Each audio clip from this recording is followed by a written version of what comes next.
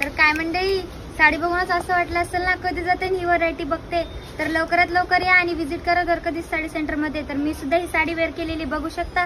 या साडीचं पदर सुद्धा किती सुंदर आहे, पूर्ण डायमंड वर्कनी भरलेला आहे आणि या साडीवर किती सुंदर अशी नाजूक डिझाईन आहे, हरणीची डिझाईन आणि साडीची बॉर्डर सुद्धा बघू शकता नाजूक अशी डायमंडनी भरलेली आहे। तर तुम्ही पण लवकर या आणि यांसारख्या साड्यांची खरेदी करा आणि विजिट करा फक्त आणि फक्त द्वारकाधीश साडी सेंटर पळसवे फाटा इथे। धन्यवाद।